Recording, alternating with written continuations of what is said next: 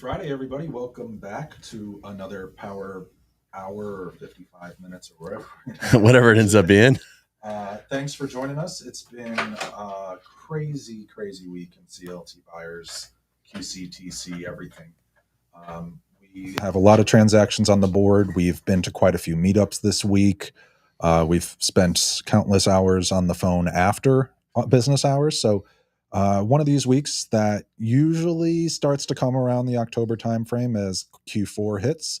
But we are excited to be here today and talk with you guys a little bit about how our week's been, but mostly help you guys on your journey with any questions that you want to put in the comments. So with that, hello, Eduardio, how are you? Hitting things around here. Hey guys, thanks for being with us. It's awesome to made it through another week. We purchased a property this week. We have a great seller, what turned into a seller finance deal that we're working on. We're hoping it would close today. It sounds like that won't happen, but it'll close probably Tuesday after the holiday.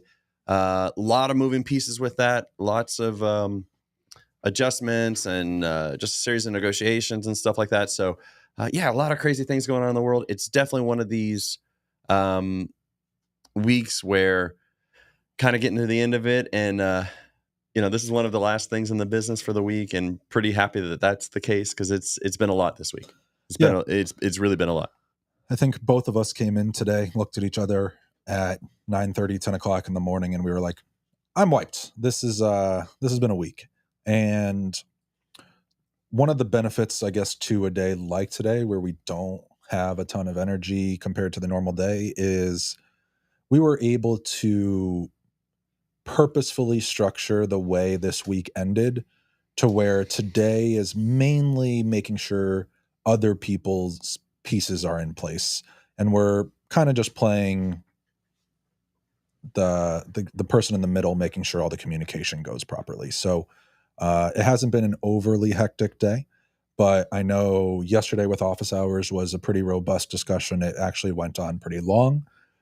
So I'm sure that took a little bit out of us as well. So how do we want to talk through the week? We can get into specifics about transactions, or we can take office hours first. Which way do you want to go? I think we should talk about office hours. We know how we're doing, of course, and we don't really need to kind of jump into the details of that. I think it would be much more valuable to give some other people some information about things that they can do rather than just listen to how we're doing, even though I'd love to talk about it too.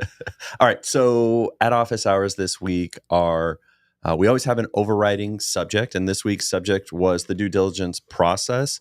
And actually a lot of conversation came up centered around how we set up timing in the due diligence process, how we make sure we're able to conduct that in our business, how we're making sure to offset risk. So a lot of questions about the due diligence fee in North Carolina, which is a cost that can be paid to a seller to compensate them for taking their home off the market. And then at what point an earnest money deposit is refundable. So those were all kind of topics that came up. But before we had gotten to that, we also spent some time talking with some folks who have some capital in a self-directed IRA, and they're looking to deploy that and how they could potentially use that in real estate deals. So those were a number of the things. Which part do you think stood out most to you?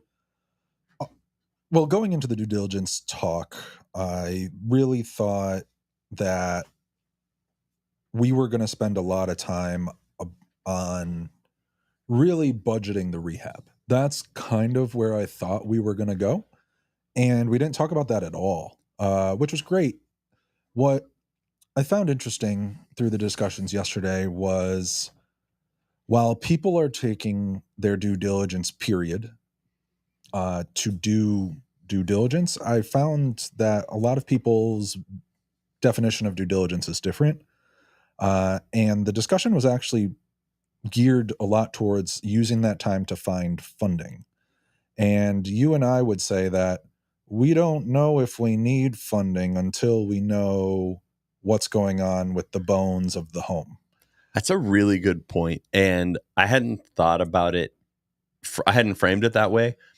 So full disclosure for the folks out in InstaWeb's world, we definitely pick a topic for office hours and plan to lead a conversation. But there was even a point yesterday, you and I turned to each other and we're just like, hey, do you want to readjust this conversation to more what we had in mind, or do you want to let it flow? And you were like, let's just let it go. Like, this is obviously the subject matter that people want to talk about here. So let's walk through that. But I hadn't thought about that as part of our process, which is you and I would like to keep every property we come across. For a variety of reasons, we make decisions not to keep certain properties from a strategic perspective. That's right. And so we often don't know if we need to bring a property to our lenders until we've made that binary decision. Are we going to keep the property or are we not? Right. And keeping the property isn't just a simple question of, am I getting it at a discount? Because you could be getting it at a discount, but the time, resources, labor, cost of capital to handle that process could be more than the discount that you're getting, which is why we use the due diligence process to determine all of this. So when we were discussing about it yesterday, everyone's talking about getting funding in place and being able to determine what they need in regards to calling attorneys and calling contractors and all these types of things, which is great, but you need to have an understanding of what the contractor needs to work on. You need to have an understanding of what parts of the house can I not see at surface level, and I need to hire someone to help me. So just the act of discussing an inspection, hiring an inspector, a licensed inspector to go out there and give you a non-judgmental view of the property can give you a lot of information within 5 to 6 days of going under contract. Inspectors are pretty flexible with their timing, and if I can have a 3-week due diligence period and know exactly what a licensed inspector thinks I need to do on day 6, that means I maybe have a week to decide, do I want to do all the things the contractor says or the inspector says? And then I need to talk to contractors to get them lined up so that we start on day 1 of the closing. And some of the people that we were talking to yesterday didn't seem to be starting this process until they already closed. Right. And that is not a recipe for success. You've already, in that point, had some literal sunk costs, which are like, you own the home now. So whatever issues you find, you don't get to undo that decision. You don't get to decide not to do it. And comparing that to what we had seen with a friend of ours in the market, we recently gave advice to someone to walk away from a transaction where they had a full $5,000 down as a deposit. Now, we would obviously really try and avoid that in our business, having that much of a deposit, but we still think for that person, that was probably the right decision. Right. Can I lose $5,000 today or this week, whatever that may be? Or do I want to run the project on super thin numbers or maybe completely irrelevant numbers because I'm over budget and lose 30,000, 50,000 later? After all of the effort, all of the time, all of the distractions, the drain of resources, the missed opportunities you could have bought.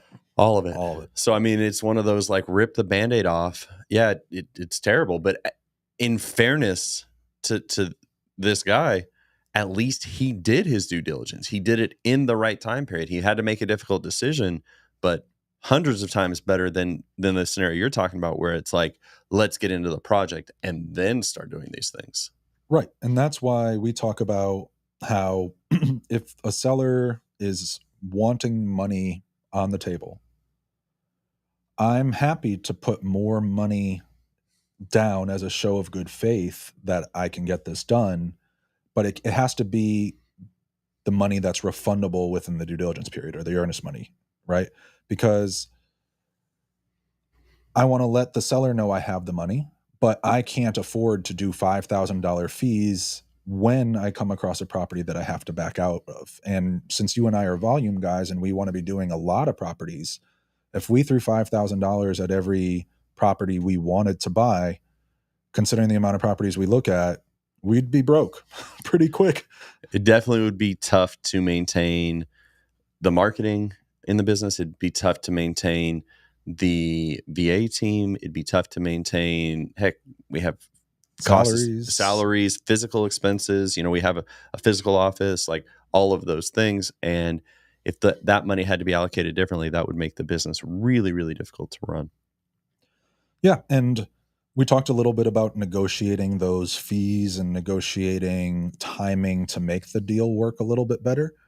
And there have been times before where, a seller doesn't necessarily want to go any lower than their expected amount on due diligence, right? Like I've had sellers that say, hey, if you don't bring me $5,000, there's no way we're contracting this. And there are there are levers you can pull to modify that, and just the one I'm thinking about, I offered them $3,000 more on the purchase price to save the $5,000 and only put, I think it was $750 down or something. Right. So yes, I'm agreeing to pay more in the long term, but that's only if the deal works out. Otherwise, most of that money is still refundable. And if it does work out and we can still buy it, okay, yes, I paid $3,000 more.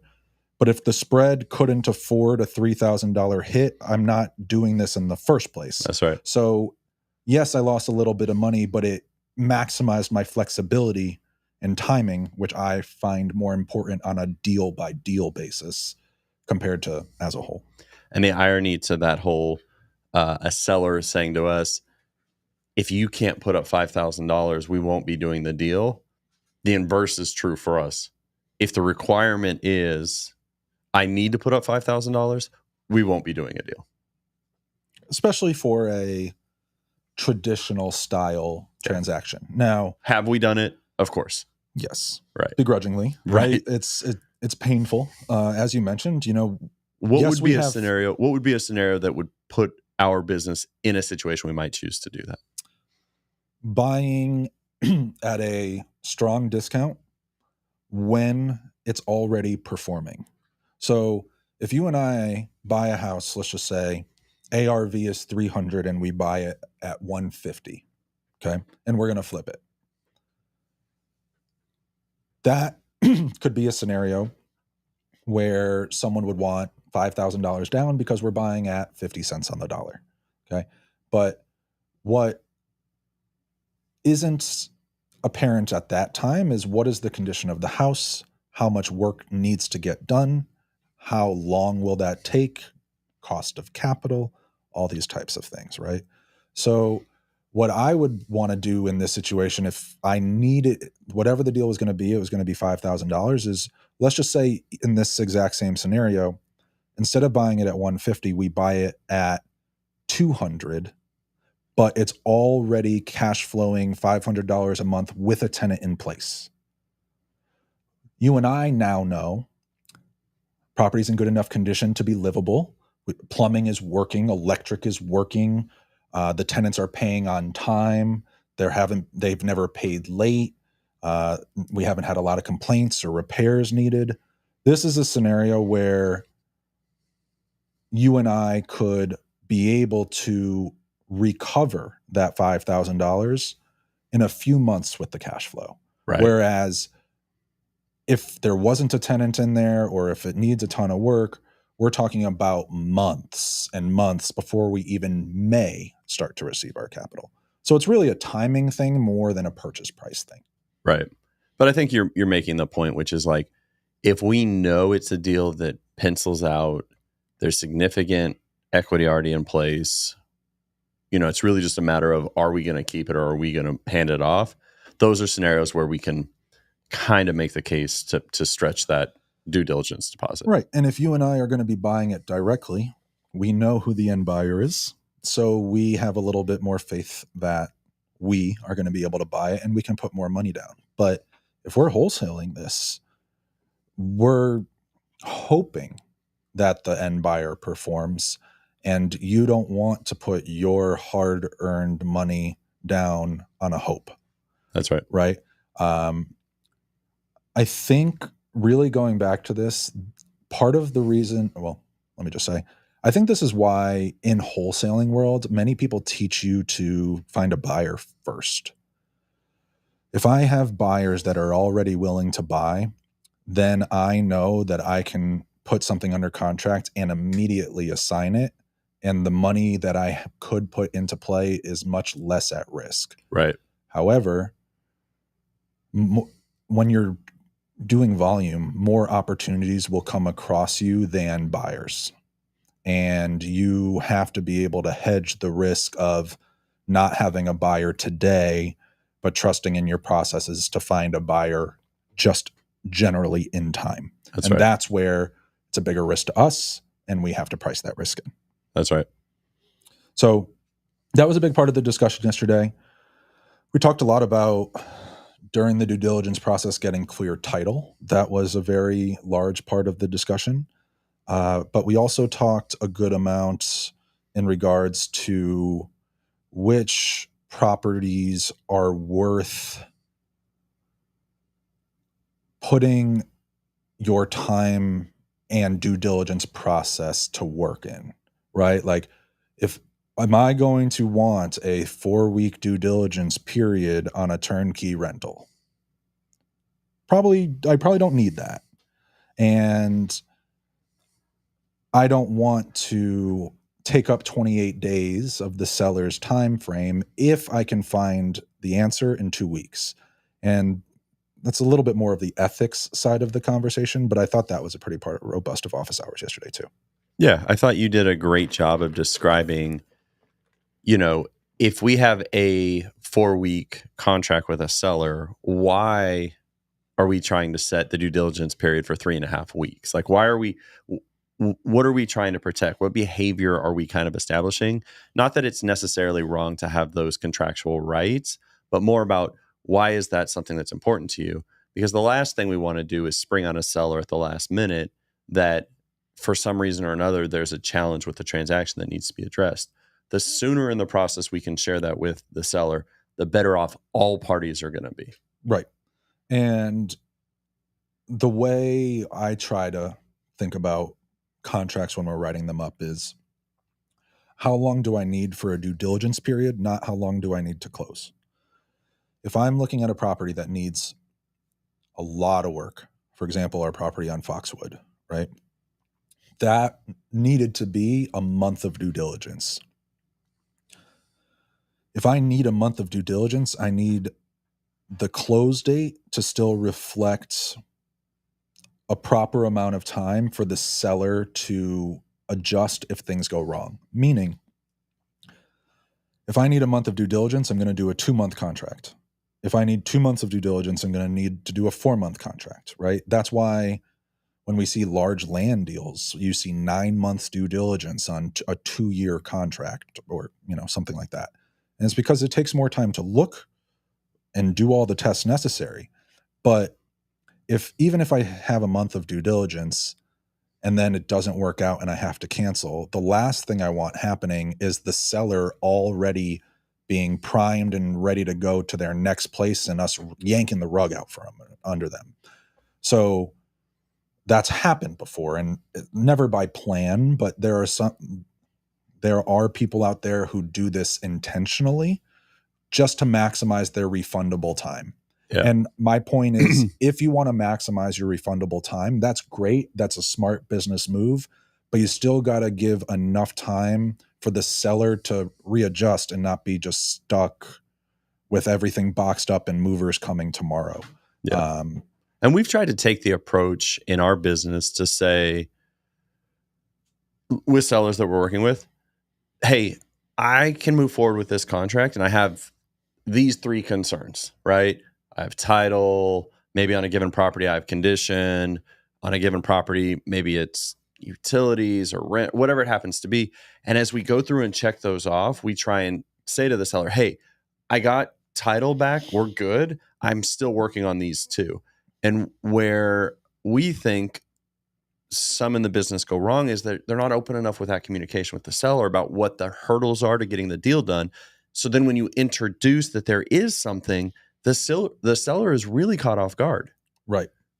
And our process is, just to share, when we're negotiating and we're talking terms, we already understand from the seller's own mouth what their view of the condition of the home is. And if there's anything that pulls up a red flag, and a red flag is anything that needs work, right? Not necessarily like there's a stain on the carpet, but HVAC problems, electrical problems, plumbing problems, roof or foundation problems. These are big ticket items. And it's not that it scares us away. We're happy to take it on, but we need to understand the cost and the timing of these rehabs. So I'll tell the seller, hey, I think we can do this.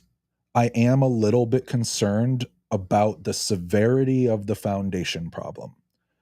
I want to have an inspector to come out there once we get the paperwork signed.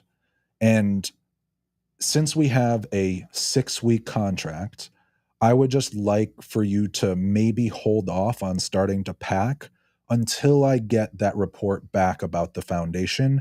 Because if it's a materially different or it's a material change to the numbers, I just want to have that discussion with you before you're already moving down the path. We have 6 weeks. Just hold off on 2 weeks. Let me get this piece out of the way to know we can move forward cleanly. And I think our experience has been that our customers and clients have appreciated that approach more so than kind of a black box, they don't know what's going on approach. Yeah. And on the other side of this coin, there are, to be clear, 95% of the people that I tell that to are more than happy to do it. They appreciate that I'm going to be keeping them in the loop and sharing the inspection report and all these things with them. But there are plenty of people who don't want that either because timing is their biggest pressure. I can't wait 2 more weeks for this. I need this closed in 2 weeks. Well, that means we're taking on more risk because we haven't been able to determine all the potential negatives that this property has. That doesn't mean we're going to walk away from the deal. We just have to price in that risk. So if I don't have the opportunity to let you wait 2 weeks and do my inspection and have the foundation expert come out, I have to assume the worst case scenario and price that in to be able to meet your timeline. And if that doesn't work for you, then the only other route we can do is being able to inspect it properly. And that's usually where the negotiation kind of comes to a head. Did I miss anything there? I think that's our strategy. That's what we do. So I think you've covered that really clearly. Cool. Why don't you talk about, without names or addresses or amounts, why don't you just talk about the dance over the last couple days to get to this project we're closing in on Tuesday? Yeah. Okay. So we had I'm going to condense it a little bit. Just there are more parties involved and it's a more complex transaction, but we had a property that we were wholesaling to a party that was going to buy the property and then seller finance it to an end buyer. You're going to wrap it. Yep. They're going to wrap it. This is something that we do in our business on occasion. Mm-hmm. This specific deal didn't fit our model for this initially. So we were going to just wholesale it effectively to a company that was going to do that. Long story short, that company that was going to purchase it from us to wrap it, for a variety of reasons, was finding it difficult to get the capital to get the deal done. So they couldn't do the initial purchase to do the finance to the end buyer. So what this week has been about is adjusting from what was us doing a wholesale transaction to now we're going to step in and actually buy the property and then sell it on terms to this final end buyer. And that has been interesting as we have, one thing, our business isn't going to receive an assignment fee, right? So that has to come off the closing documents, and others involved in the transaction as it's changing, and there's costs of capital that are coming into play and different structures that are coming into play. We have to now price all that in. And so there's a variety of things on the closing disclosures that had to change, and working with the seller, the ultimate buyer, the end buyer, our partner on the deal. Like, there's just been a lot of conversations around this and a lot of compromise. Yeah. On our part, on the part of our partners, people have had to take less money than they were expecting. So there's just been a whole number of places where we've had to adjust expectations. And, to be frank, this business isn't always super easy. And some of those conversations have been difficult for us. Some of those conversations have been difficult for our partners. And what we've tried to keep our eye on going through the whole transaction is we made some commitments to some sellers that they would be able to sell their home. And we've ultimately, indirectly, but some commitments were made to a buyer that they were going to be able to sell or finance a home in this transaction. And we've tried to kind of keep all of those things in place. So I think you nailed it. I think the big key takeaway here is this is a house we initially looked at, didn't want it for our own portfolio. So right away, buy and hold's exit strategy is out the window. The rehab, if we were going to flip it, was a hefty rehab. A lot of time. The money's there, or the spread is there, but it was going to be a long rehab. And it's a little further out. And it's a little further out. So for you and I, maybe not for everybody, but for you and I, that exit strategy was gone. So out of the three main strategies, there's one left, which is wholesaling. We went and did that. We thought it was going to close last week, just like that. Didn't happen. So we had to creatively find another strategy to help deliver on the promises that we had made and rectify the problems that people that were in the transaction but no longer are created. So we are going from having no risk on the deal with a simple wholesale to actually purchasing this property and then selling it on terms, meaning we still have private capital of our own that we're making payments on to this. So we went from making a wholesale fee to paying a lender, and that seller finance buyer is going to pay us a little bit on top of what we're paying them. Yes, the seller finance is for a larger amount, so equity was created. But this is an example of we were in this transaction on offense and had to transition to defense to keep the points on the board. And that can be very, very challenging when people's money that they're supposed to be making is on the line. It's different for a lender who's open to deploying that capital to help you. But when there are people involved in the transaction that were supposed to make X amount of dollars, and now the financing and the entire strategy has changed, it's very valuable to have people in your corner that you're working with that understand this and are willing to work through the flexibility of finding a solution for everybody. Yeah. Completely agree with those points. I was reminded while you were kind of walking through that, two other elements that I would share about this transaction. Again, intentionally not naming names, but the first is we were able to get a private lender to do their first private lending deal that this is it, which is great given the scope of the capital they had available, the opportunity of this project. Super excited about that. The other is there were parties involved in this transaction that needed to trust one another. We had to trust some parties had to trust us. And at the end of the day, having one person in the transaction was our attorney. So our attorney is someone who we've worked with numerous times. And they were able to vouch for other parties in the transactions. And then they were able to vouch to other parties in the transaction on our behalf. So that has that adds credibility. It adds trust that we're all trying to go in the same direction, even though we can sometimes be in positions where we're kind of against each other in the transaction, or kind of at least at different positions in the transaction. Yeah. The vouching is a good point, because when this initially blew up, well, it's first Blew wrinkle. up. You can call it No, that. let's say first wrinkle, okay? Because there are plenty of wrinkles. But when the first wrinkle happened, kind of feeling how much misalignment there was just amongst the parties, the fact that one of the parties was still trying to have it get done with the lack of proper communication that we needed, I was like, no, pull the plug. This, I don't want to do this at all. This feels murky. Let's go reverse and find something else.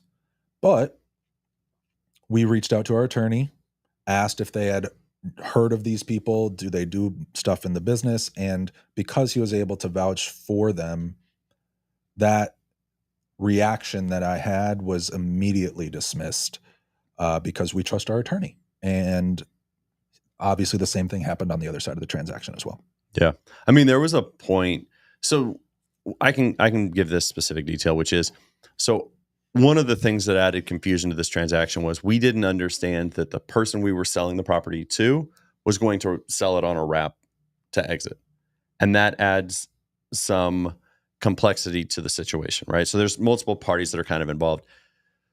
So when we went back to talk with that party and kind of get to know each other, you know, there's one element where I had to say, look, man, you're just going to have to trust me on this.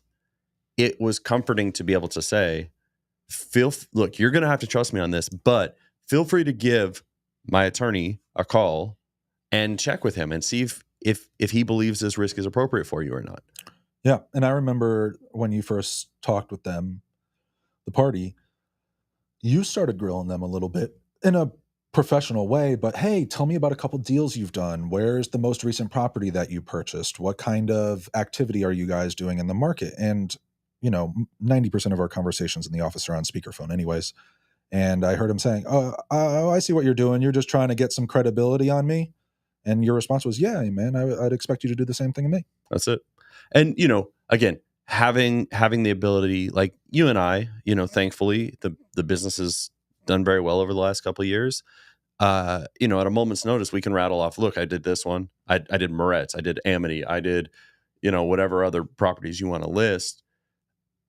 A track record, right? We have an ability to point it at properties and say, hey, I touched that one. I touched this one. I touched this one. And other reputable firms should, especially with the complexity of this deal and what the guy was trying to do, and what he had done, he should be able to do the same thing. And thankfully, he was able to point to addresses and give us some comfort level. So yeah, and maybe moving forward, I think this is probably a good just step or process in the disposition cycle.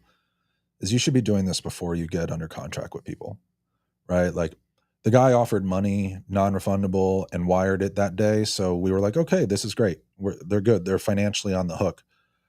But that wasn't proper, complete due diligence on our part.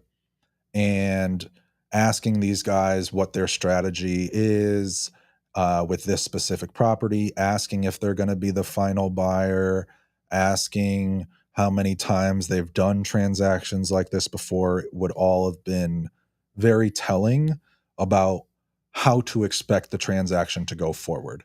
And I think if we knew, even from the beginning, that this was the route it was going to take, we probably could have moved around some of these hurdles and had this already closed. But still seems like it should be closing on next week, and feels like one that we will get across the line. You and I have talked about this at some length in our office, but it's like deals like this feel frustrating to us because they take extra effort, they take extra time, they drain resources in the business. On the transaction coordination side, Meredith has spent a ridiculous amount of time on this file. Sometimes that can feel frustrating, but I think what that points to or highlights is the fact that a lot of our business from a process perspective is actually really improved. There was a time where almost every file was taking this much time and this much attention and this much work. And thankfully, we have some processes in place that have become more streamlined, and we don't generally require this much effort to go into an individual closing. That's exactly right. Yeah. Shout out to Meredith and the team. That's it. Looking at questions, I'm not seeing anything hit. Just a reminder, if you guys have a question, we can hit live. We're happy to do that. Also, we do watch the streams after the fact. So if you guys have a question that comes up while you're rewatching the stream, we're happy to look at that. Any in the last couple minutes here, any final takeaway from this week? Any thoughts? Forgot to make you dress up like Vikings yesterday. We did. It was such a busy day, just completely forgot. Oh my god! All right, we'll do it next week. We're gonna have to do it for sure. Here we go. By the way, for the no, if that'll get away with the thing, I'll put it on for the last 3 minutes. That'll be fine. My guess is you want a little more recourse than that. True. Although we could screen grab that shot and just use it for all of our social media. I'm fine. Forward. I'm fine. Change your headshot to you in a Vikings hat. All that good stuff. For the record, Michael and I had the opportunity to go to the Vikings-Panthers game. It was a great game. At the end at the end of the day, the Vikings came away with the win. The Panthers have a lot to work on, and I think that's the best summary we can give. Yeah, the Panthers fans acted like Panthers fans do. First half, a lot of loud chirping, a lot of pointing at the scoreboard. And then in the second half, I think, I don't know, maybe they were a little full from the beer, or maybe the scoreboard changed. Maybe the sun was getting in their eyes a little much. The reflection off the scoreboard. It could have been something like that. But for some reason, they were just as quiet as I was, because I don't expect anything. I'm just happy with the outcome. But thank God that, Justin Jefferson, Kirk Cousins, and the Panthers secondary helped us win. So really enjoyed it. It was fun. I'm making some light jokes, but it was really cool to be close to the field. Man, seeing Jefferson in person. Seeing Jefferson in person was really cool. Athlete, bro. Absolutely. There was getting a selfie with Sir Purr, I did get a selfie with Sir Purr. You guys don't understand how much of a highlight that is for me. I love it. Every season I try and get a selfie with Sir Purr. That's the Panthers mascot. I love it.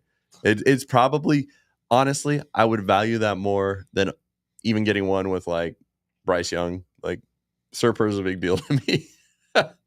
That's my business partner, folks. But hey, Jefferson looked like just a stud.